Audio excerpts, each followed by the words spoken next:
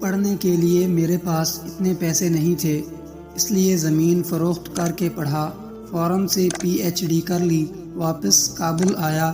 سوچ رہا تھا اتنا سارا پڑھ لیا ہے، اب تو صدر کے بعد سب سے بڑی کرسی مجھے ملے گی۔ کافی عرصہ نوکری کے لیے دفتروں کی خاک چھانی، نوکری نہیں ملی، کچھ تو کرنا تھا، اس لیے ایک کار سروس اسٹیشن کھولا۔ رشتہ داروں نے خوب مذاق اڑایا، مگر میں اپنے آپ کو اور گھر والوں کو تسلی دیتا رہا کہ سب بہتر ہو جائے گا۔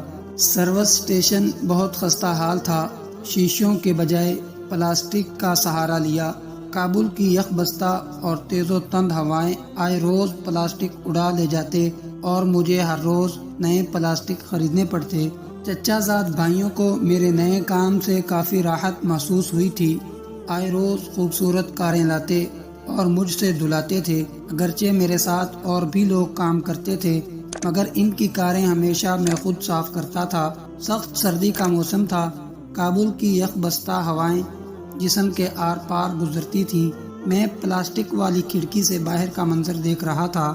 چچا زاد آئے، گاڑی کھڑی کی اور صفائی کا کہا۔ میں نے دیکھا گاڑی اندر سے پوری طرح گوبر گھاس سے بھری پڑی ہے۔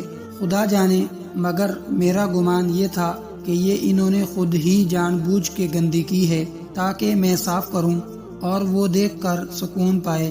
میرے ساتھ کام کرنے والے گاڑی کی طرف لپکے۔ میں نے انہیں منع کیا، مطلب یہ تھا کہ اب چچا زاد بھائی ہے، وہ تو صرف اس لیے آیا ہے کہ مجھے صفائی کرتے ہوئے دیکھے۔ میں نے بھائی کو بٹھایا اور ان کے لیے چائے کا آرڈر دیا اور خود گاڑی واش کرنے لگا۔ کام بہت سخت تھا، میری آنکھیں بھر آئیں، مگر کام کرتا رہا اور ان کی گندی گاڑی صاف کی۔ چچا زاد بھائی چائے کا کپ ہاتھ میں پکڑے باہر آئے اور کہا، اچھی طرح صاف کرنا۔ اگر سچ پوچھئے تو بہت ہی کٹھن حالت تھی، مگر میں نہیں چاہتا تھا کہ بھائی کی امیدوں پر پانی پھیروں۔ کچھ دنوں بعد کار اچھی طرح دھوئی۔ کار کا مالک کافی مضطرب تھا۔ میں نے سوچا شاید گاڑی اچھی طرح صاف نہیں ہوئی ہے۔ میں نے پوچھا، بھائی کیا بات ہے، آپ اتنے پریشان کیوں ہیں؟ انہوں نے کہا، میں طالب علم ہوں اور میرا امتحان ہے۔ عجیب بات یہ تھی کہ وہ معاشیات کا طالب علم تھا اور دوسری طرف میں نے معاشیات میں پی ایچ ڈی کر رکھی تھی۔ میں نے پوچھا، کس مضمون کا پرچہ ہے؟ انہوں نے کہا، اکاؤنٹنگ۔ میں نے کہا، تم سامنے اس روم میں جاؤ، میں آتا ہوں۔ میں نے انہیں 6 ماہ کا سبق 15 منٹ میں سمجھا دیا۔ کہا، یہ گاڑی آپ نے دھوئی ہے؟ میں نے کہا، ہاں جی، زندگی ہے، کام تو کرنا ہے نا۔ میں نے انہیں اپنی پڑھائی کے بارے میں بتایا۔ وہ حیران تھا۔ اب وہ ضد کرنے لگا کہ آپ کو میرے ساتھ چلنا ہوگا۔ ہماری یونیورسٹی کے وی سی میرے دوست ہیں، میں ان سے بات کرتا ہوں، وہ آپ کو ضرور نوکری دے گا۔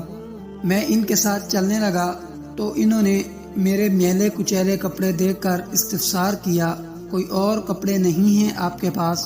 میں نے کہا، نہیں، مجھے پتا ہے نوکری کسی نے دینی نہیں، یہ تو بس آپ ضد کر رہے ہیں، اس لیے تمہارے ساتھ جانے لگا ہوں۔ گیلے کپڑے زیب تن کیے ہوئے میں وی سی آفس کے ایک کونے میں کھڑا ہو گیا۔ آفس میں قیمتی فرنیچر رکھا ہوا تھا، مگر میرا دل نہیں کر رہا تھا کہ اس پر بیٹھوں۔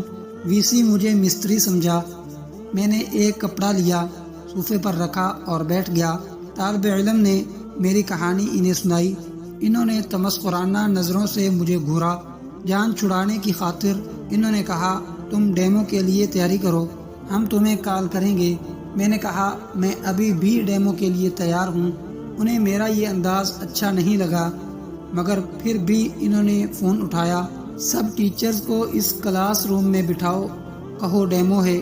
انہوں نے مجھے ایک مارکر پکڑایا، میں نے 2 مارکر اور مانگے۔ کلاس پوری طرح بھری تھی۔ میں نے سلام کیا۔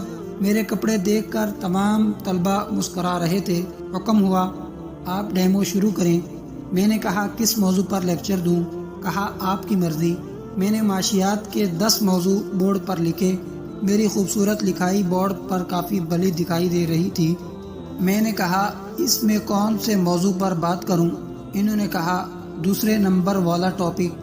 میں نے اس موضوع کو مزید کلاسیفائی کیا، پھر ان کی طرف دیکھ کر کہا، اب ان میں کون سا موضوع ٹھیک رہے گا۔ پورا بورڈ بھر دیا، 2 ساتھ جڑے ہوئے بورڈ بھر گئے۔ اچانک تالیاں بجنے لگی۔ میں نے مڑ کے پیچھے دیکھا، پوری کلاس کھڑی تھی اور تالیاں بجا رہی تھی، اور ان کے سامنے میں میلے کپڑوں میں کھڑا تھا۔ وی سی نے کہا، ہاں بھائی بتاؤ کتنی تنخواہ لوگے؟ اور مجھے نوکری مل گئی۔ میں نے مشین کی طرح کام کیا۔ ماہ کے آخر میں مجھے یونیورسٹی بیسڈ ٹیچر کے ایوارڈ کے ساتھ اچھی خاصی تنخواہ ملی۔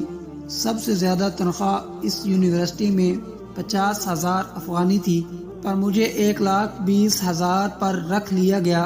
اس کے بعد امریکہ یونیورسٹی، فنانس منسٹری، بین الاقوامی کانفرنسوں اور دنیا کی کئی یونیورسٹیوں میں کام کرنے کے مواقع ملے۔ میرا سروس اسٹیشن کے 1 سال کا کنٹریکٹ ابھی ختم نہیں ہوا تھا اور میں نے 30 ممالک دیکھ لیے۔ میں آج بھی اپنے چچا زادوں کے ساتھ نیک برتاؤ کرتا ہوں۔ وہ بھی میرا بہت احترام کرتے ہیں اور نام کے ساتھ صاحب ضرور کہتے ہیں۔